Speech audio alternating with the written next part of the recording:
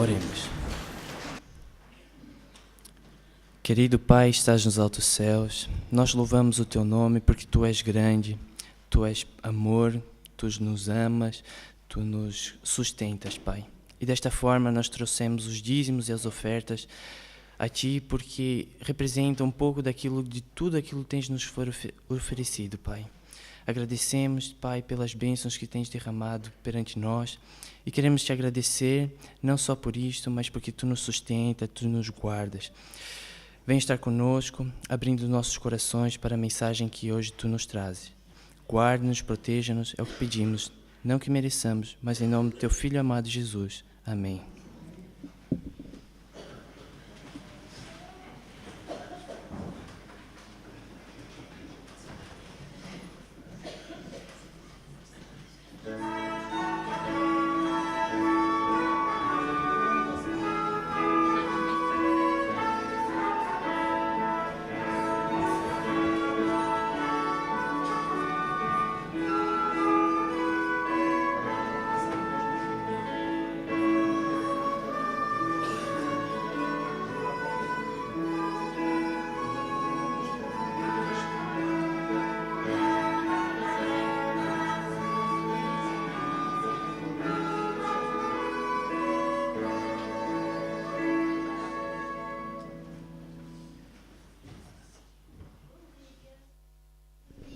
Bom sábado.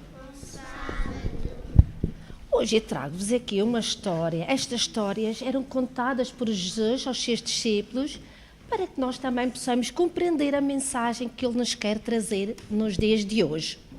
Era o homem que não sabia perdoar. Quantos de vocês sabem o que é perdoar? Tu sabes o que é? Já passaste por alguma situação? Diz-me que...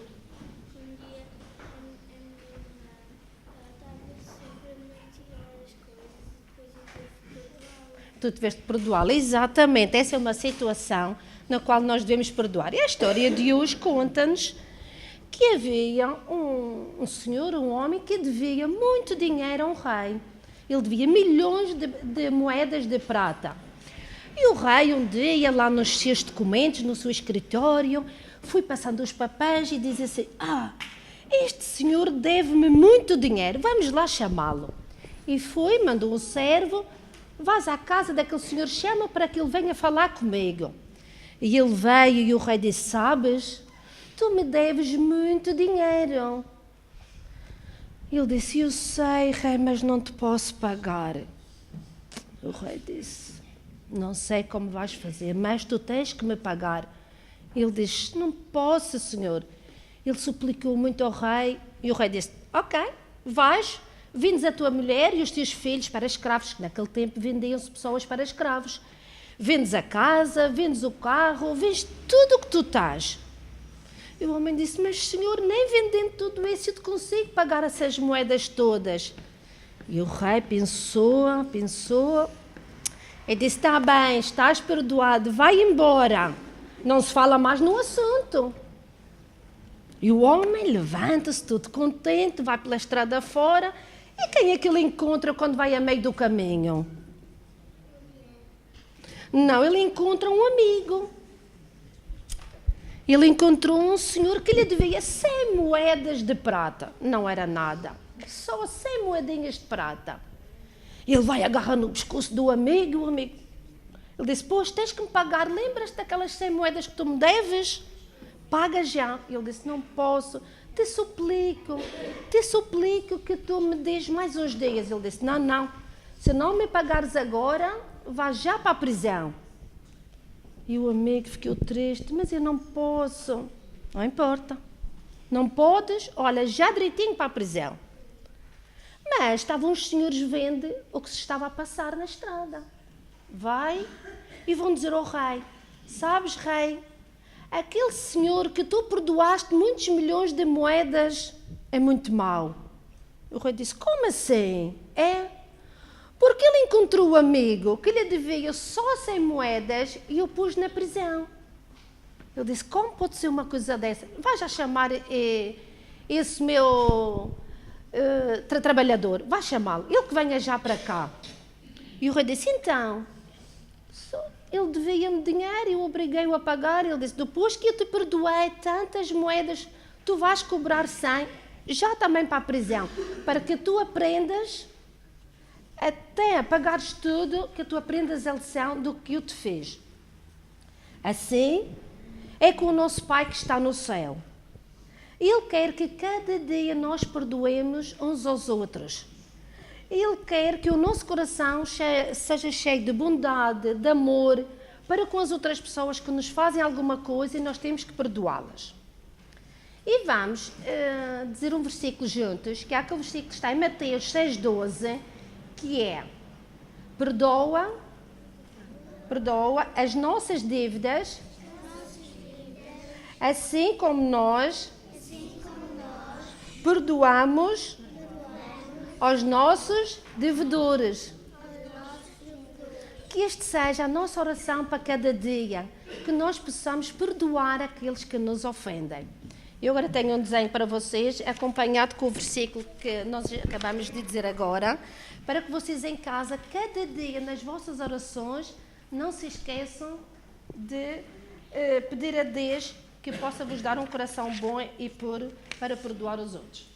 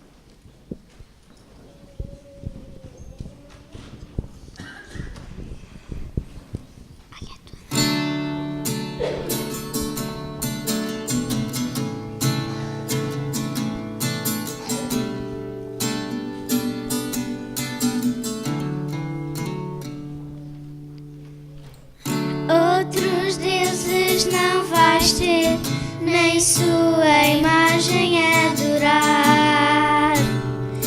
É o que Deus quer para nós. Não tomarás seu nome em vão, guarda-o no teu coração. É o que Deus quer para nós. 6 dias trabalharás e ao sábado descansarás. É o que Deus quer para nós. Honra teu pai e tua mãe e certo muito viverás. É o que Deus quer para nós. 10 são os mandamentos, 10 são os seus conselhos, 10 é aquilo que Deus quer para nós. 10 é a sua lei, 10 escrita com seu dedo, 10 é aquilo que Deus quer para nós.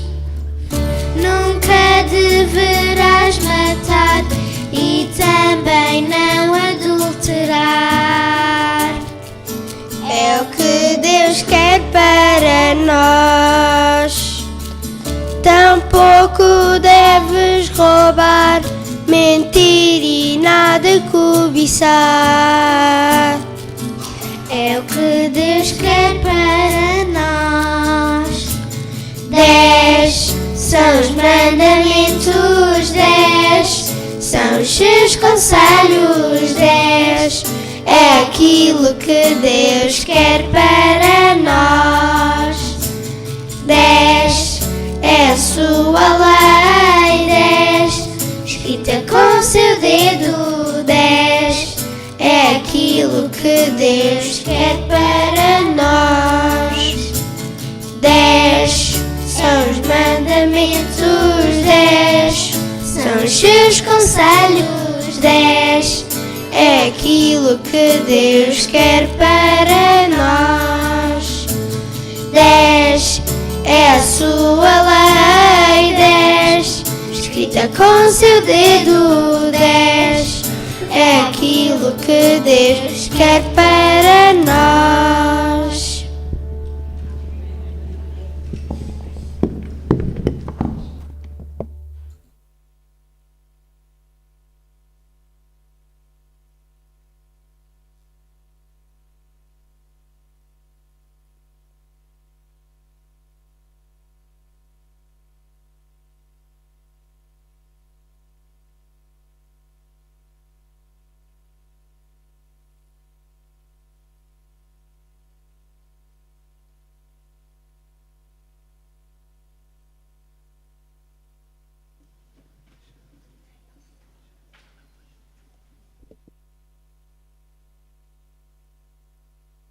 Muito obrigada aos meninos por este lindo hino. Que Deus vos guarde a guardar os 10 mandamentos. Agora, para continuar a louvar o nome de Deus, vamos ler em São João 16, capítulo 33. Capítulo 16, versículo 33. Tenho-vos dito isto, porque em mim tinhas paz. No mundo terás aflições, mas tende bom ânimo. Eu venci o mundo.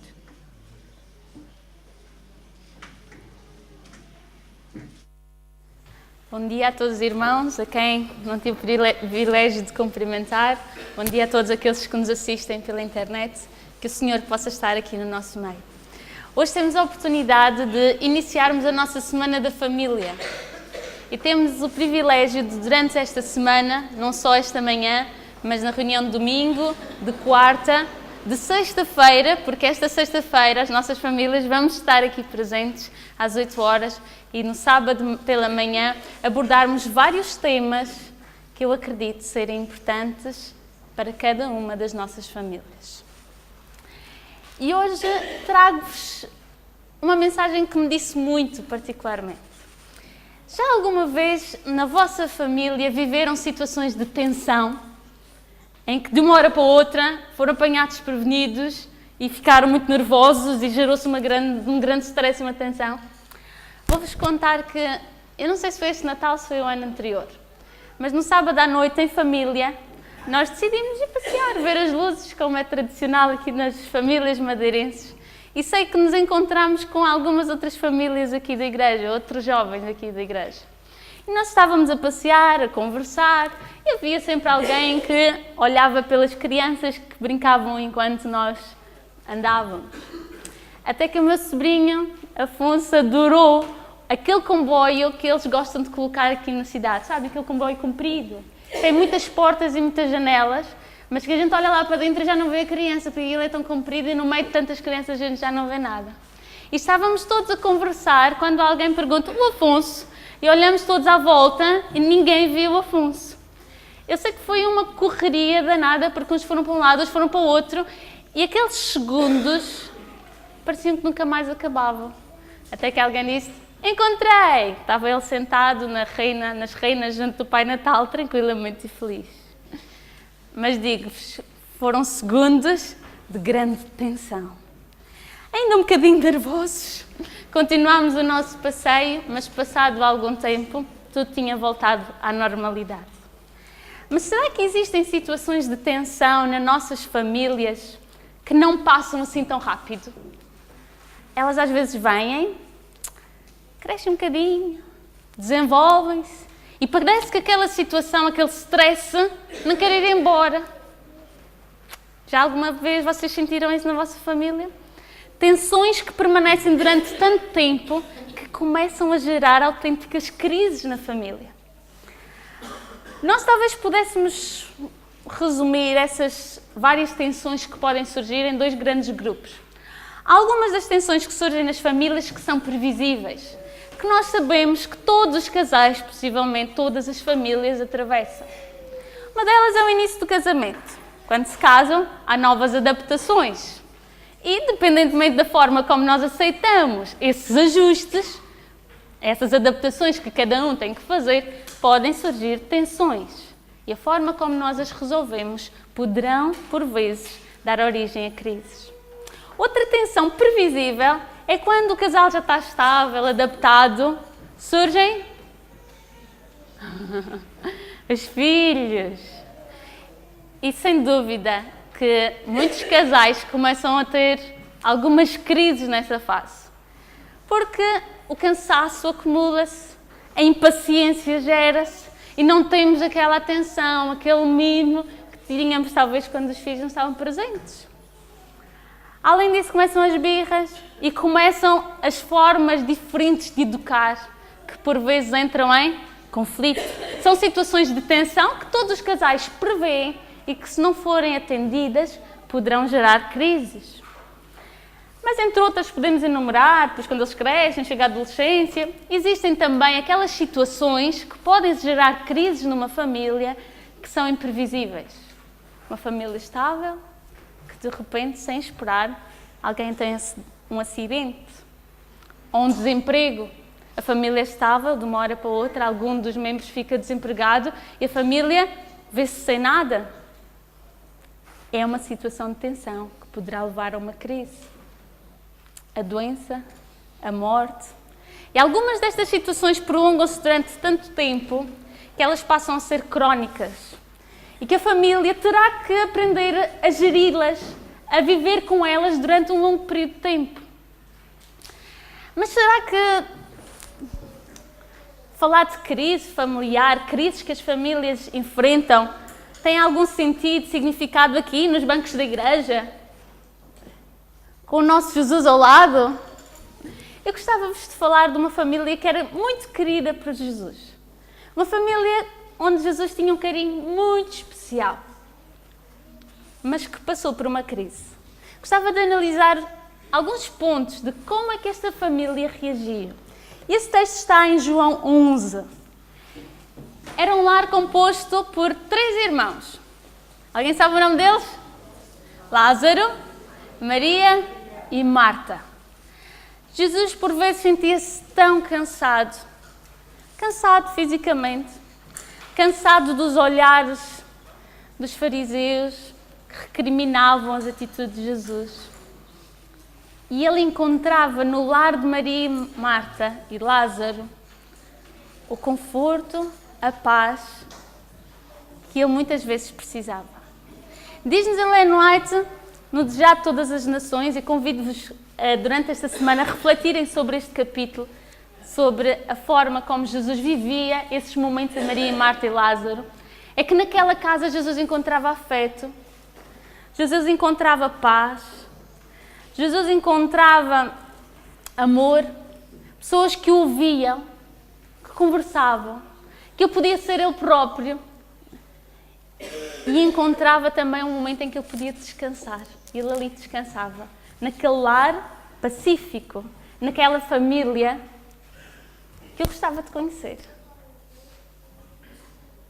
Jesus tinha tanto prazer em estar na casa daquela família. Eu creio que há uns tempos atrás o nosso querido amigo Dan falou sobre isso, sobre o quanto Jesus gosta de estar nas nossas famílias. Será que nós, quando olhamos para a nossa família, nós conseguimos ver características deste lar lá de Betânia? Um lar de amor, de paz, de compreensão, onde Jesus tem prazer em ficar. É esse o convite que Jesus faz às nossas famílias hoje. Eu quero estar no teu lar. Nós poderíamos dizer que Maria, Marta e Lázaro eram amigos íntimos de Jesus. Eles conheciam muito bem, passavam muito tempo com ele. Mas o facto de conhecerem Jesus tão de perto não os impediu de atravessarem uma crise, uma situação problemática. E está em capítulo 11 de João, versículo de 1 a 3. Estava então enfermo um certo Lázaro de Betânia, a aldeia de Maria e de sua irmã Marta. E Maria era aquela que tinha ungido o Senhor com unguento e lhe tinha enxugado os pés com os seus cabelos, cujo irmão Lázaro estava enfermo. Assolou sobre aquela família de paz, de amor, uma coisa que nos assusta a todos, que é a vinda da doença. Como gerir, como agir. E essas queridas irmãs agiram da melhor forma. Elas foram e mandaram alguém chamar Jesus. Elas agiram corretamente como uma família cristã. Quando, perante um problema, ajoelharam-se e pediram ajuda a Jesus. Então elas mandaram um mensageiro e a mensagem era curta. Dizia: Senhor, eis que está enfermo aquele que tu amas. Jesus, Lázaro, aquele que tu amas, está doente.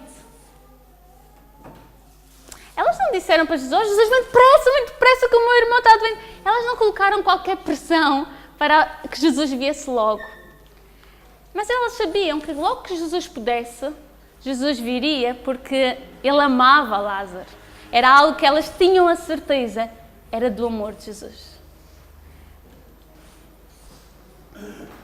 O que acontece aqui é que, no fundo, elas não disseram a Jesus para virem depressa, mas elas esperavam que Jesus viesse logo.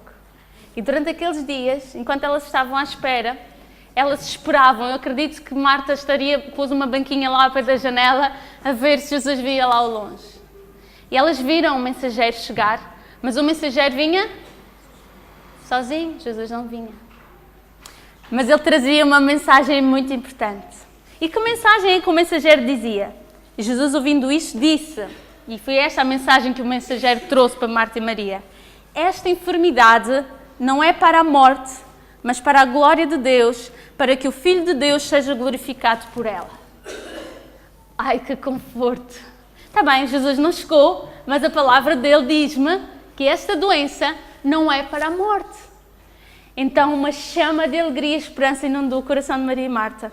Então eu imagino-as confortando Lázaro. Lázaro, eu sei que tu estás a sofrer, mas tu não vais morrer, logo tu vais ficar curado. Então elas oravam e oravam, porque tinham a convicção da palavra do Jesus que tinha-lhes dito que aquilo não era para a morte. Mas a doença de Lázaro ia piorando.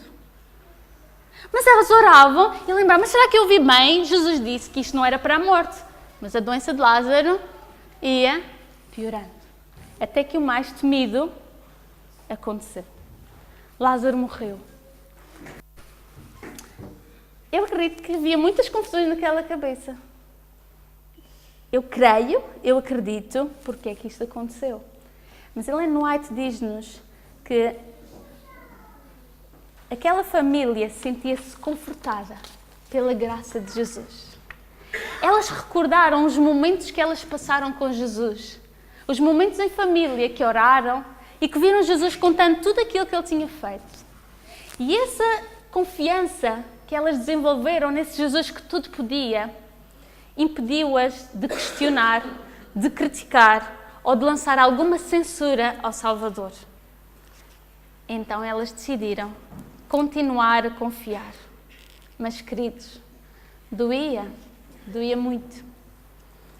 Já alguma vez sentiram isso na vossa família? Uma situação de crise, seja ela na área da saúde, uma doença, um emprego, por um filho, em que vocês oraram, a palavra de Deus dizia que sim, mas depois não tiveram a resposta que esperavam. Mas a certeza que a graça de Jesus estava a abraçar estas irmãs e a as confortar, apesar de todas as circunstâncias. Ajudou esta família a se manter de pé. Sabem que os discípulos acharam estranha a reação de Jesus? Eles começaram a olhar para Jesus e acharam que tinha sido uma reação muito fria. Então, Lázaro, aquele a quem Jesus amava, estava doente e Jesus decidiu permanecer no lugar onde estava, diz-nos o texto, mais quantos dias? Mais 2 dias.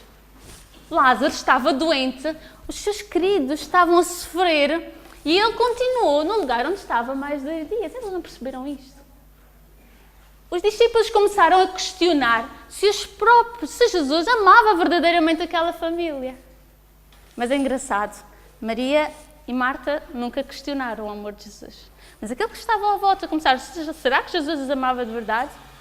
Então a mente dos discípulos recuou um pouquinho atrás e lembraram-se de uma outra situação trágica. E se calhar pensaram, Jesus vai fazer a mesma coisa. Sabem o que é que tinha acontecido antes? João Batista, o precursor, aquele que preparou o caminho para Jesus, tinha sido preso. Os discípulos de João Batista foram pedir ajuda a Jesus e foram ver se era realmente ele o Messias. E Jesus diz, fiquem aqui, não respondeu logo à pergunta, e vejam. E eles viram Jesus curar, cegos começaram a ver, coxos começaram a andar, grandes milagres aconteceram. Mas o João Batista continuou lá na prisão. E acabou por morrer por uma morte tão cruel, tão cruel. Eles acharam que Jesus ia fazer o mesmo com Lázaro. Está bem? É uma família que está a sofrer, mas também João Batista sofreu e Jesus não fez nada. E começaram a questionar, será que vai acontecer isso com a gente? Será que Jesus... Isso perturbou muito os discípulos naquela altura. Até que, passados esses 2 dias, no versículo 7, Jesus virou-se para os discípulos e disse, vamos outra vez para a Judeia. A Judeia onde Jesus estava a dizer que queria ir até Betânia para ver Maria, Marta e Lázaro. Jesus disse aos seus discípulos, no verso 11, Lázaro, o nosso amigo, dorme, mas vou despertá-lo do sono. Espera aí, como é que Jesus sabe que Lázaro ainda dorme? Isto despertou a atenção dos discípulos. Parecia que ele estava tão distante, tão frio, mas Jesus falou com uma firmeza tal que deu a convicção aos discípulos que Jesus tinha tudo sob controle. Deus tinha aquela família lá de Betânia sob controle. E diz-nos a seguir no verso 12, disseram pois aos seus discípulos, Senhor, se dorme estará salvo. Mas Jesus dizia isso da sua morte. Eles, porém, cuidavam que falava do repouso do sono. Então Jesus disse-lhes claramente, Lázaro está morto. Isto criou uma confusão tão grande na cabeça dos discípulos que eles viram na firmeza de Jesus que Jesus sabia do que estava a falar. E nós vimos que pela graça e Ellen White fala que a família de Lázaro, de Maria e Marta sentiam-se tão confortados que aparentemente parecia que elas estavam sós, mas não estavam. Jesus estava lá. A sua graça estava lá. Ele sentiu o que elas sofreram, ele viu-as a chorar. Ele não estava lá presencialmente, mas a sua graça estava lá. E é interessante que todos os discípulos, isto começou a fazer uma grande confusão. Mas Lázaro está a dormir ou Lázaro está morto? Diz claramente, Lázaro está morto. E depois Tomé vai dizer chamado Dídimo, vai dizer, vamos nós também para morrermos com ele. Queridos, esta confusão que passa na cabeça destes discípulos é muitas vezes a confusão que passa na cabeça das nossas famílias quando nós tentamos compreender o porquê das coisas terem-nos acontecido. Eles tentavam compreender, mas como é que é? E o que é que tu vais fazer? Muitas vezes a gente tenta compreender o porquê de nós estarmos a passar determinadas situações. Mas para 99% dos casos, eu acho que essa resposta muitas vezes aqui nesta terra ainda não existe.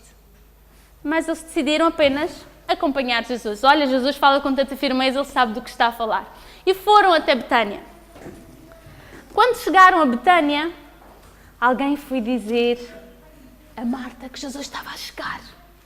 Maria nem ouviu, no meio de tanta dor, tanto sofrimento, tanto choro, Maria nem ouviu. Mas Marta ouviu e ela saiu a correr para se encontrar com o Salvador. Ela queria se afastar do problema e encontrar Jesus, aquele que poderia confortá-la, o único que poderia confortá-la. E ela diz uma frase que Maria depois vai repetir. Jesus, se tu estivesses aqui. Ela tinha a certeza que se Jesus estivesse ali, ela não sofreria o que sofreu. Nós temos a certeza que se Jesus estivesse ali, e é verdade, se Jesus estivesse ali, Satanás não teria poder sobre Lázaro, não é? Afastaria o poder do inimigo. Mas esta frase de Marta mostrava que, apesar de todo o sofrimento, ela ainda continuava a confiar no seu Jesus. Continuava a confiar no seu poder. E ela vai declaradamente dizer isso no verso 27. Disse-lhe ela, sim, Senhor, creio que tu és o Cristo, o Filho de Deus que havia de vir ao mundo. O problema que Marta atravessou não a levou a deixar de crer em Cristo como o seu Salvador. Quando isto aconteceu, Jesus tinha as portas abertas para poder realizar o milagre. Marta e Maria continuavam a acreditar no seu poder, apesar de não compreenderem nada. Porque Jesus disse-lhes, pediu para levarem-nas até onde Lázaro tinha sido sepultado e diz, removam a pedra. E Marta olhou para Jesus, oh Jesus, não vês que já cheira mal, já está aí há 4 dias, agora vais remover a pedra. Até o fim, Marta não percebeu nada do que é que Jesus queria fazer. Ela nem queria mostrar o irmão que já cheirava mal às pessoas que estavam ali ao seu redor. Queridos, muitas vezes o sofrimento assola as nossas famílias e até o fim a gente não consegue perceber o porquê. Mas elas confiaram. E essa confiança permitiu-lhes ver o milagre. Porque quando Jesus diz, retirai a pedra, uma frase fabulosa que acho que ecoa até hoje. Lázaro, sai para fora. Queridos, eu muitas vezes penso nas situações que nos assolam, nos problemas que nos assolam e que impedem as nossas famílias de serem felizes. Que problema é esse? Cada um de nós sabe, não é? Mas Jesus tem o poder para chegar às nossas famílias e dizer, remove a pedra. Removam a pedra do desemprego.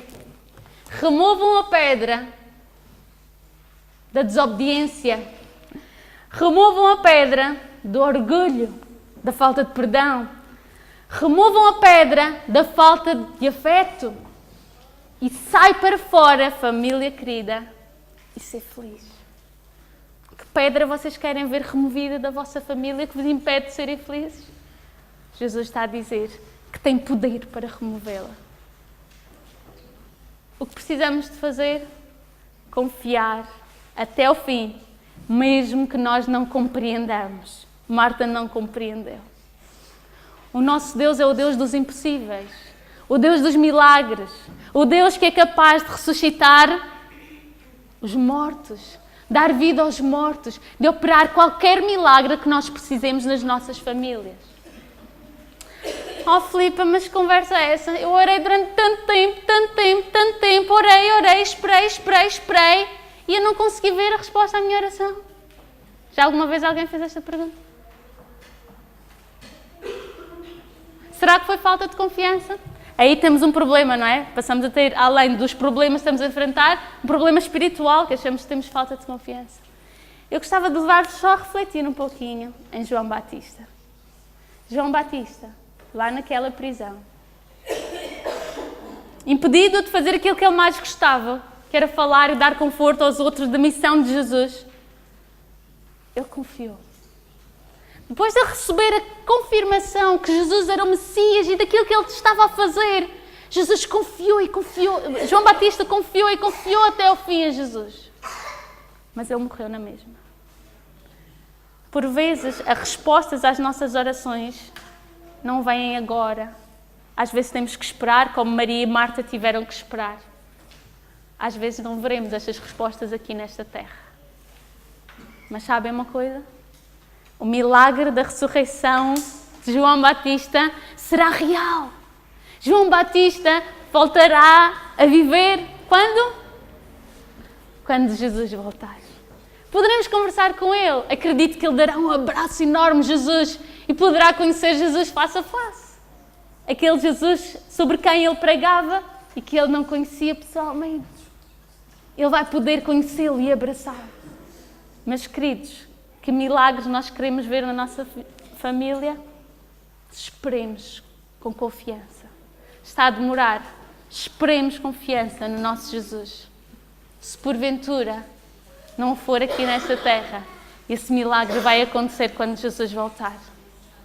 Que pedra queremos que Jesus remova da nossa família para que o milagre aconteça?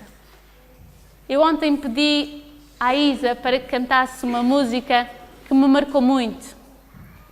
É uma música que me leva a não esquecer que o mesmo Jesus que operou os milagres naquele tempo é o Jesus de hoje. E enquanto ela canta, eu gostaria que vocês pensassem em que milagre vocês estão a precisar hoje. E independentemente do tempo que ele demora a acontecer, apelo a cada querida família aqui presente a esperar com confiança em Jesus. Porque esse é o nosso Deus, o Deus dos impossíveis, aquele que tudo pode. Enquanto ela canta, orem pela vossa família. Orem, porque o maior milagre que pode acontecer e que tem que acontecer nas nossas famílias, sabem qual é?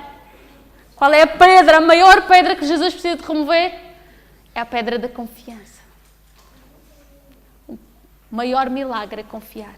E que o Senhor possa operar esse milagre em mim, em cada um de vós, nas nossas famílias, e confiar nesse Deus dos impossíveis que tudo pode.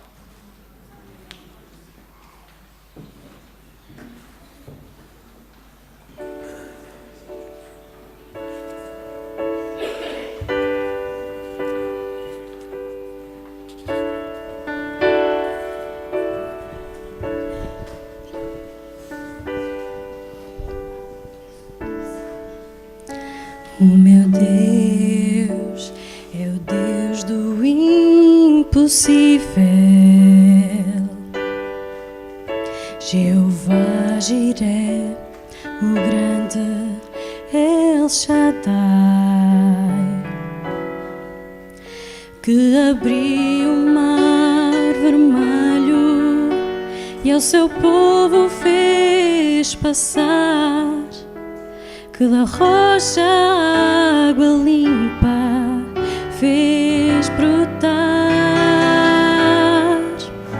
O meu Deus é o Deus do impossível, que liberta encarcerados das prisões, faz da estéril mãe de filhos, restaura a alma do ferido e dilata o amor nos corações, que dá vista aos cegos e aos surdos faz ouvir, faz a tempestade se acalmar, andou por sobre o mar e ao mudo fez falar, paralíticos e coxos fez andar.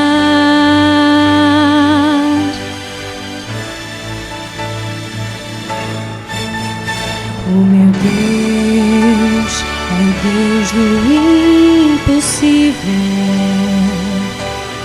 é o mesmo e sempre há de ser. O meu Deus é o Deus do impossível e fará o impossível por você. E fará o impossível por você.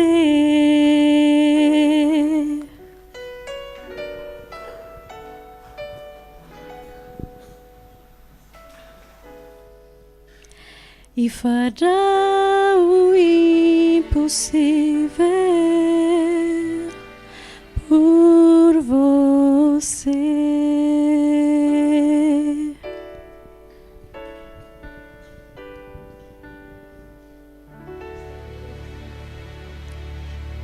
Quer fazer o impossível por cada uma das nossas famílias. Confiemos até o fim.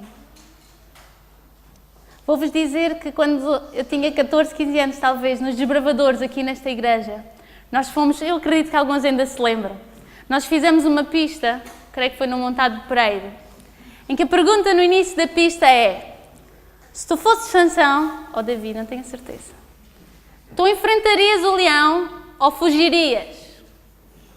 Eu vou-vos dizer uma coisa, estou a ver algumas pessoas a rir, eles recordam-se. Vou-vos dizer uma coisa.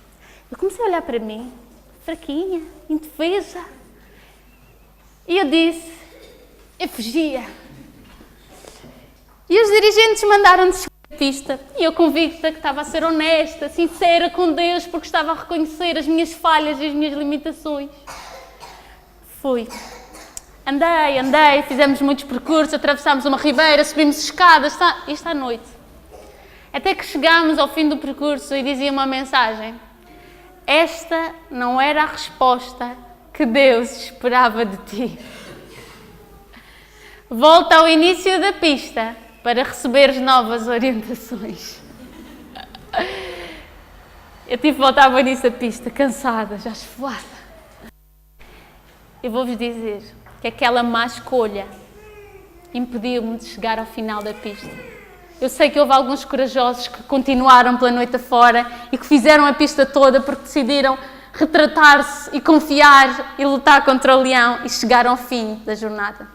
Mas o meu cansaço era o tanto que eu não consegui chegar ao fim. Porquê? Porque eu decidi não confiar e lutar contra o leão. Esta história marcou muito, muito. Será que há leões, tempestades na nossa vida, na nossa família? Certamente as há. Como olhamos para elas, pela esta manhã, é que as olhemos com confiança.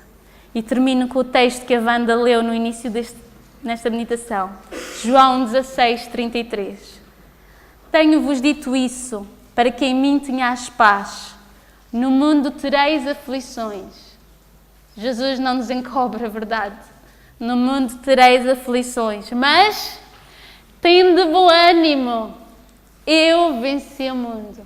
Alegrem-se. Jesus venceu. E porque Ele venceu, Ele quer dar vitória a cada uma das nossas famílias. Para isso, confiemos. Confiemos até o fim. Até a volta de Jesus. Amém.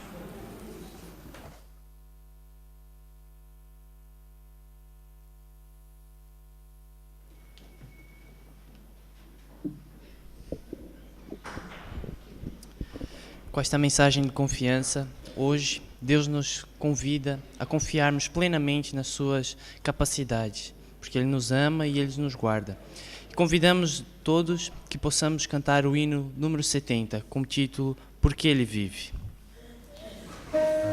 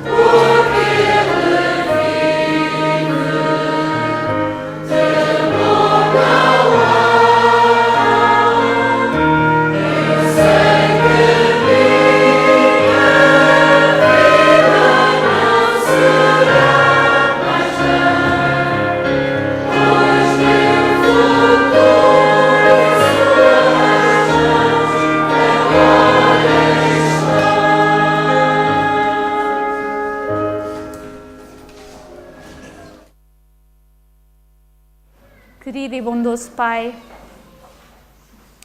queremos implorar que nos ajudes a confiar neste Jesus que vive, e porque Ele vive, há razões para crer que a nossa família será vitoriosa. Ajuda-nos a confiar neste Deus dos impossíveis e opera em nós o maior milagre, que é este milagre da confiança, Senhor. Que o Teu Santo Espírito possa abençoar cada família aqui representada, cada família da nossa igreja, e que possamos ser vitoriosos em Cristo Jesus. É o que pedimos no nome de Jesus. Amém.